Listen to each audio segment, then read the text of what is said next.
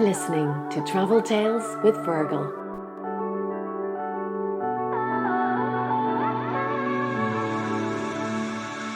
Hello, I'm Fergal O'Keefe and you're very welcome to my podcast Travel Tales with Fergal. The podcast will come out every Tuesday when I'll be chatting to special guests about their travels, adventures and experiences living abroad. We talk about culture, people, food, politics, history, tourism and expat lives, just to name some of the topics in Season 1. There are people from all walks of life with one thing in common: they all have great travel stories. This episode was not out on Tuesday this week because I attended the funeral of Tom Gavigan, my father-in-law, yesterday. It was a lovely funeral, but very different in the time of COVID. The church was restricted to only 25, but there was friends and neighbours in Kells, County Meath, paying their respects on the side of the road, all the way from his house to the church. So there was a real sense of a whole town, whilst being apart, coming together to celebrate a life lived to the full. We really do funerals well in Ireland. It is deep rooted in our culture to celebrate a life when it passes and to give time to the mourning. With the COVID restrictions, that was curtailed. But when you see the streets lined with neighbours, there was still that powerfully cathartic feeling of a community mourning together. One of the offerings brought up during the Mass was a wine shirt to represent Tom's sense of adventure and love of travel. Tom was one of the inspirations for this travel podcast. I loved hearing his stories of going to race meetings abroad like Cheltenham, Aintree and Hong Kong. They were great stories and real adventures.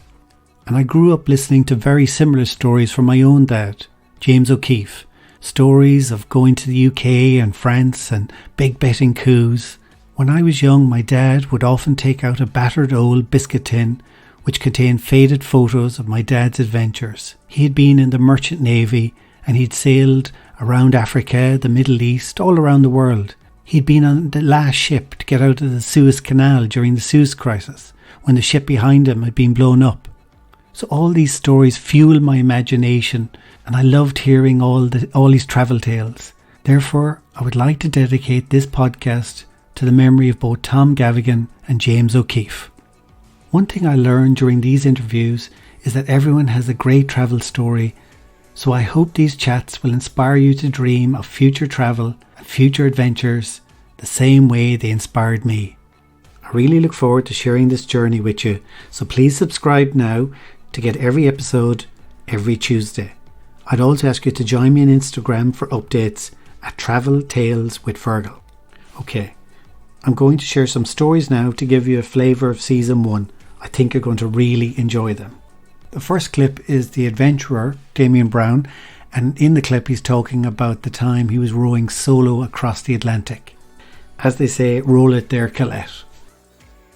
That must have been intense. That was the craziest day of my life by a long, long way. It was a storm, basically, and when I was asleep, the boat was at the mercy of the elements, right? So that would mean that the boat would go side on to the waves, and the waves would kind of come over the top of it. And that's what happened that morning, basically, in that storm. I'm fast asleep in the cabin at around, I can't remember, 6 or 7 in the morning, and I'm woken up when I'm propelled by the force of the wave that's hit the boat into the side of the cabin head first, and I split my head open, and the boat goes on a capsize. So I was like smashed into the side of the cabin head first, and I'm trying to figure out what the hell is going on. You know, like it's like the way the day went. Then it was like I had another capsize later on that afternoon, where I was out on deck, and I ended up going into the water with the boat as it was kind of going over, and then holding onto the boat with one hand while it went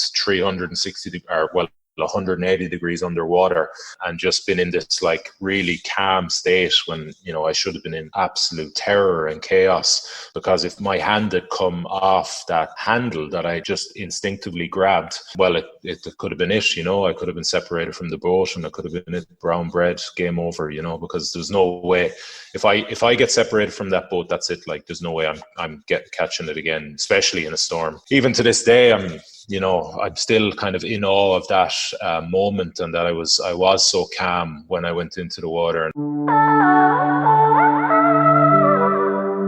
That was Damian Browne, who has an incredible story, and he will actually be our guest, our first guest next week. I really look forward to sharing that. Next we have clips from singer Jerry Fish and screenwriter Mark O'Halloran, who also have some great stories to share. When I first started travelling, I went off, as I said, I went off to the Sinai Desert. I went off to the desert, and there was a beach called Taba, and it was the first beach I ever slept on. And I just remember in the sleeping bag looking at the stars going, you know, are you allowed to do this? People had just let me. Am I allowed to do this? Couldn't believe that you could actually live with nothing, that the stars as a blanket was enough, you know. And I think I never recovered, you know. It was definitely, I was a beach bum from then on in. So living as a beach bum has definitely been my happiest travel memory for sure, you know.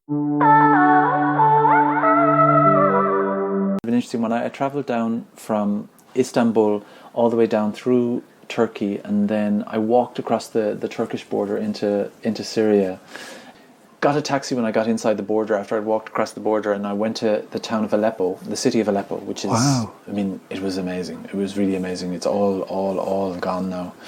And I just had my card and my credit card, thinking, I'll just get some money out of the ATM. But of course, Syria was locked out of the World Banking Service because they were a pariah nation. Interestingly enough, I mean, people like to, you know, especially somewhere like Syria or Iran, they like to say that it's monolithically, you know, conservative. And When I was in Syria, I stayed in this beautiful hotel in Aleppo, which was inside the old city, the old walled city, which is completely destroyed now. And there was a souk there, which is like this, it was just hundreds of years old, of these little alleyways and little shops. And it was the most Middle Eastern place I'd ever been to at the time. It was very different to Turkey even, you know, which is very European in many ways. But I left my hotel and I was a bit kind of like, Jesus, where am I? And this guy comes over and says, where are you from? I said, I'm from Ireland. And he said, do you know the Mr. Oscar Wilde? And I said, yeah. And he said, I am like the Mr. Oscar Wilde. And I said, really? And he goes, yes, I am a vegetarian. I'm a vegetarian too. And then he said, I think we understand each other. And I was going, this code is fucking out of control. Classic. This is the worst code I've ever heard. I've also interviewed some great sports people for the podcast. I've got two clips coming up now. One, Clare legend Anthony Daly, and the other is Line and former World Player of the Year Keith Wood. Enjoy. You were on the jet skis. I remember hearing a story about you. Was that you? No, that was Thailand. That was Thailand. We were on a beach, in Pattaya as well. Yeah, that was dangerous stuff. Yeah. Jesus Christ. Some of the stuff that went on. And it was lucky, like, I fell off the back of my one and I think it was Fergal Hegarty and Brian Lohan. And Lohan said, go on over and frighten the shite out of him, like, you know. Then Hago kind of lost control. And like the jet ski passed my face by about 4 inches. Like, if it hit me, it was game over. Like, you know, these 2-man jet skis. Oh, yeah, you just think back and say, how did we all come back in one piece? Like, you know, there was a few broken bones and stuff like that. All right, like, you know, with fellas doing diving tricks and stuff like that and all sorts of stuff. But look, sure, we all got back in one piece. And that's the beauty as well, Fergal, of the 25-year this year, is that we're all still around, thank God. And hopefully we all, you know, we would have been over and done with on the 18th of August if we were in a normal year. But hopefully if it goes ahead, management and all the players are still around. But, you know, you go through a lot of the counties are not lucky enough to be able to say that. Travel Tales with Fergal. I do like an experience. So I found that I went to the World Cup in Tokyo, and I haven't really gone to, you know, I don't tend to go on Lions tours afterwards, but I found Tokyo unbelievable. I couldn't get over how well they did it. I thought it was incredibly friendly. I thought it was different enough to get really excited by it. I went on one day with one of my friends. We got a train. We went out to the mountains on the fast trains and got into a bus where we were the only non-Japanese on the bus.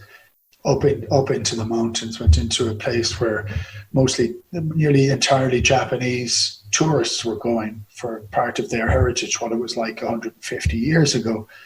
And we didn't meet anybody else. We weren't meeting anybody, any rugby people there. It was phenomenal.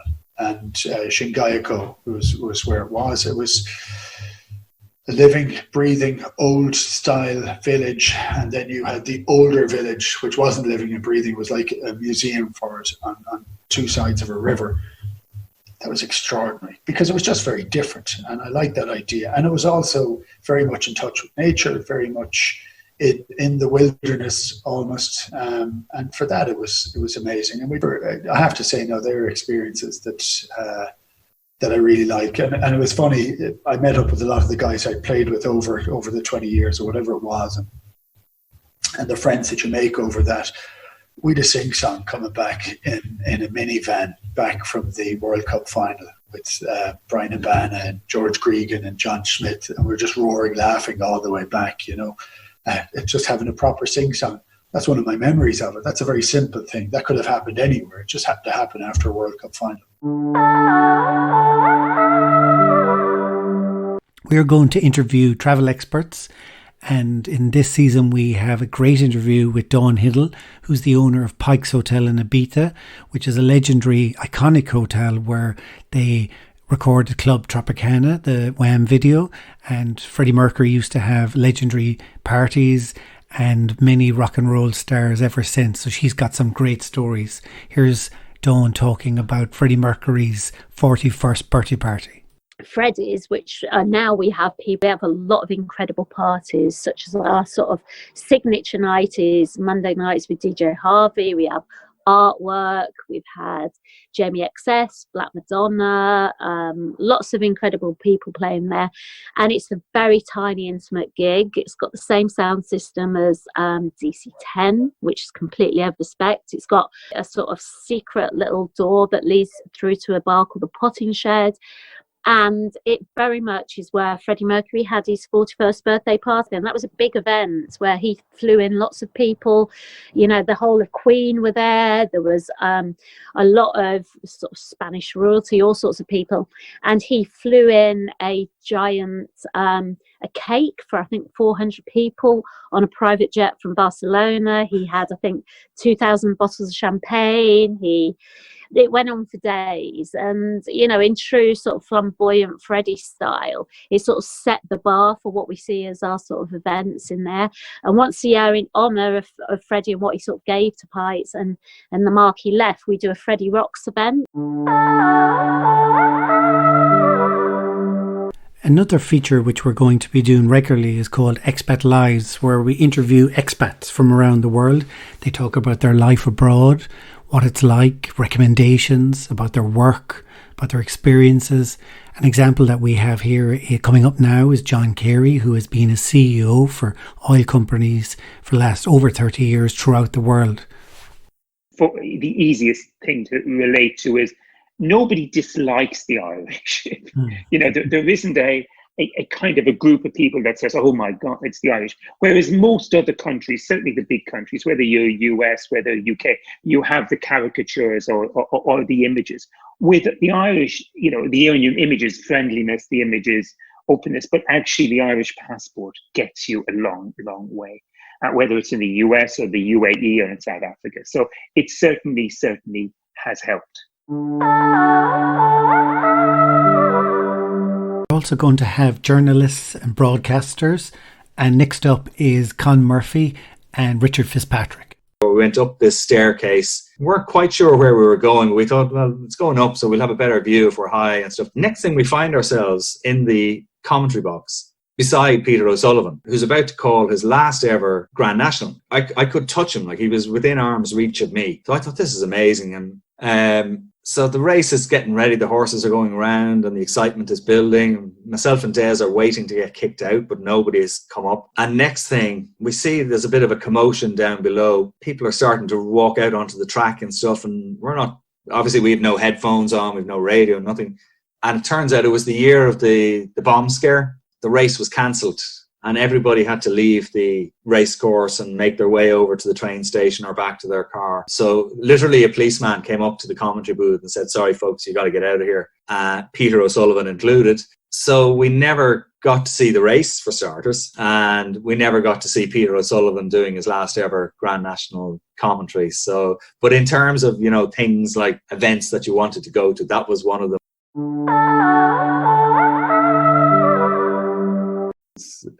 With the coronavirus, Spain at large is really grappling with the virus. It's not doing so well, and Barcelona and Madrid, as the two big urban centres, the two big cities, are suffering the worst. It's bad as well up in Zaragoza. So, I mean, that's consuming people because of the virus, and then the impact it's had on the economy. So, I mean, people aren't thinking much beyond that virus and how to deal with it at the moment. I mean, tourism is a huge part of the economy of Barcelona. I mean, I know it's an industrial city, but tourism as well. It must have really affected it over the summer. Oh, it's absolutely dramatic. The city is still, this is 6 or 7 months into it now, and the city is like a ghost town. Spain had a pretty severe lockdown March to May, more or less, and then they quickly tried to reopen the economy, and tourism is a pillar of the Spanish economy. Like €1 in 7 of the Spanish economy comes from tourism. So they were desperate to kickstart that again, but they did their best. But by and large, there hasn't been international tourists haven't come back to the country. So you can see it before your eyes. In my neighborhood, I live pretty 15 or 20 minutes walk from the center of the city, from La Rambla. The bars, the restaurants are just shuttered. Back in June, in the city, only 1/5 of the city's hotels opened up. Now that the furlough payments, the ERTE, they're called here in Spain, are finishing up, 4 out of 10 restaurants and bars won't reopen. The Restaurants Association believe in the city. If you walk down La Rambla, it's chilling. It's so empty compared to what it would be normal. I used to live off La Rambla for a couple of years when I first got to the city. It's just empty. Even visitors to Barcelona would know Sagrada Familia, the Gaudi church in the city, that has stopped construction because the construction of that church depends on tourist income, people who come along and pay the entrance fee to go into see the work. So that has stopped.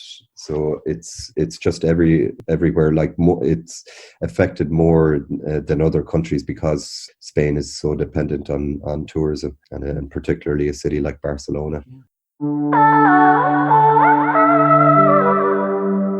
Next up, we have 2 comedians, Carl Spain from Ireland and Patrick Monahan from the UK. Both are brilliant storytellers, as all comedians are. I actually have a comedy club in Clonmel for the last 15 years, so I'm going to have lots of comedians as guests, and they're always great. You're described as an Irish-Iranian comedian, which is a lethal mix, I would say. It goes from, I've seen every expression on a border security guard's face, from like literally from confusion to and then panic, and then sometimes they just laugh. Or I remember I was doing some gigs, and I was going from I had to fly out I was doing them in Turkey, then I was going out to the Middle East, Abu Dhabi, Dubai, Bahrain, and then I was coming across. And I remember going through all these different border controls, and because it's bad enough when you're just traveling through Europe, but when you're going from Europe then out to the Middle East, and because I've got 2 passports, so I had my original was the Iranian passport, and then my other one is my Irish passport, which is brilliant. People love the Republic of Ireland. That passport is the best one ever, Fergal. You can go anywhere with that. I recommend this to anyone. Just get, and I know, look, there'll be people listening to this who are in England or in Britain, the UK, or whatever. Get yourself an Irish passport. It's not that hard. Get over it. Whatever you need to do, bribe an official, put somebody in an envelope. Awful lot. The comedian I arrived with, who will remain nameless for this, as we're driving in from the airport, I went, this actually reminds me of Budapest. I was in Budapest, and the other guy goes, yeah, because it is Budapest. I went, no, it's Bucharest. He goes, no, it's Budapest. And your man was driving just how did you get on the plane? He thought he was in He thought he was in Budapest. I was like, Bucharest. And he goes, no. And I was like, going, why do you keep correcting me? Classic. So there you go. I hope you enjoyed those clips. I have lots of great interviews and a lot more to do. So I really hope that you go on this journey with me. You'll also get to learn a little bit about me. I'm originally from Clare. I live in Clonmel, County Tipperary now. And here's a little clip of an interview I did with Taragh Grant. But you know what? You always had the two of you, whatever stage, whether it was college or work or you lived in Galway as well, for different places where you lived in, you were always the couple. I always thought it was fab, the two of you, a great sign of your relationship as well, that you had the wall of books, earmarked, dog-eared travel books. I always thought that was a great sign. Obviously, we've moved on, a lot of that's online, but I always thought this is genuine with you guys. You love it. You live and breathe it. And I think that's one of the reasons this podcast is going to be a great listen for real travel lovers or people like me who are curious. Yeah. So I love that. You share the passion. But I think Travel Tales with Fergal, you're going to drop this once a week. Yes, that's the plan. I can't wait. You're absolutely the person to do it. I've loved talking to you. The very best of luck. Thank you very much, Sarah. Thanks for taking us all with you on your journey. Okay, that's it for our first episode. We have the great adventurer Damian Browne next week for our very first interview. Also, I remind you again to subscribe and leave a review if you can. You can follow me on Travel Tales with Fergal on Facebook and Instagram. I look forward to sharing the journey with you. Safe travels. Take care. Goodbye. Travel Tales with Fergal.